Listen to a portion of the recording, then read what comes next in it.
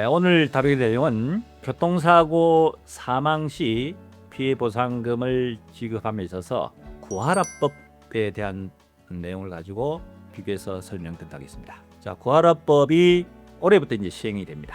주요 이제 입법 배경은 부양할 의무가 있는 자가 양육을 제대로 이행을 안 하고 부모로서 부양을 제대로 하지 않았을 때 그에 대한 상속권을 박탈시키는 그런 제도가 이제 구하라법입니다. 쉽게 말하면 혈연관계로 이루어진 상속에 대한 그 권리 자체를 단지 혈연관계로만 이해할 것이 아니라 실질적으로 부양에 대한 의무를 제대로 이행을 했느냐 안 했느냐 이 부분을 가지고 따져서 부양 의무를 제대로 하지 않는 경우에는 상속권을 박탈을 시켜서 처음부터 상속권이 없는 것으로 본다 하는 것이 구하라법의 주요 배경 취지입니다. 이 부분이 교통사고 사망의 경우에 있어서 비교해서 한번 설명드려 보겠습니다. 예를 들어서 두 분께서 부부가 결혼을 했다가 아기를 놓고는 이혼을 했습니다. 아기 엄마가 예를 들어 가지고 아기를 양육을 하게 됐다.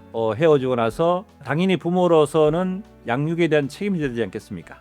그래서 부친께서 협의 이혼할 때 양육비를 일정 부분 지원하게 돼 있는데 이 양육에 대한 부분을 제대로 이행을 안 하고 처음에 일부 잠시 양육비를 지원하다가 그 후에는 연락도 두절하고 양육비를 지원하지 않은 경우 애기 엄마 입장에서는 양육에 상당히 어려움이 있지 않겠습니까? 그러다 예를 들어 가지고 그 자식이 교통사고로 사망을 하게 됐다. 자, 그러면은 이제 법적으로는 이 상속에 대한 문제에 있어서는 아기가 사망의 경우에는 법적으로는 아기의 부모, 부친과 모친이 둘 다 상속권자에 해당이 됩니다. 애기가 미성년자인 경우에는 애기에 대해서는 부친과 모친이 상속가 되는데 애기 아빠가 말씀드렸다시피 부양에 대한 의무를 제대로 하질 않았다는 얘기입니다. 자, 그럼 교통사고로 애기가 사망했다. 교통사고에 대한 상속에 대한 지분이 애기 아빠도 있기 때문에 내 몫에 대한 부분을 내가 청구하겠다고 할 수 있겠죠. 이런 문제가 과거에 쭉 문제가 돼서 구하라법이 이제 올해부터 이제 시행이 되게 됐는데 이 경우에 있어서 이 상속권에 대한 부분을 과연 인정해 줄 것이냐에 대한 문제가 있습니다.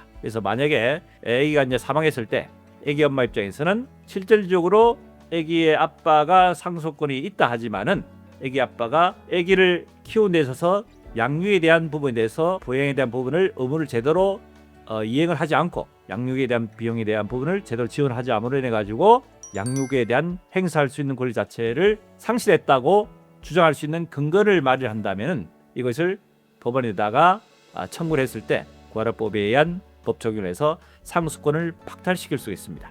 자, 그렇게 되면은 결과적으로 처음부터 상속에 대한 권리 자체가 없는 것으로 보기 때문에 아기에 대한 사망에 대한 모든 피해 보상은 아기 엄마가 다 가져가게 됩니다. 이것이 바로 구하라법이 주요 취지입니다. 아시겠죠?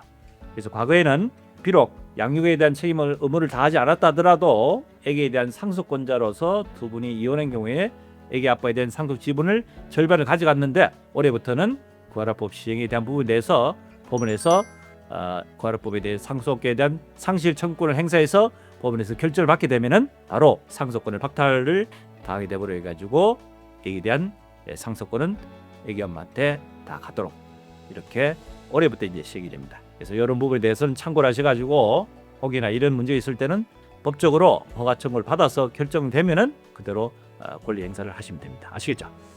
자, 이번 시간에는 교통사고 사망 시 사망보험금에 대한 상속권에 대한 청구권 행사 이것이 구하라법과 연결해서 어떻게 적용되는지에 대해서 한번 다뤄봤습니다. 네, 도움이 됐으면 구독, 좋아요, 알림 설정 부탁드립니다.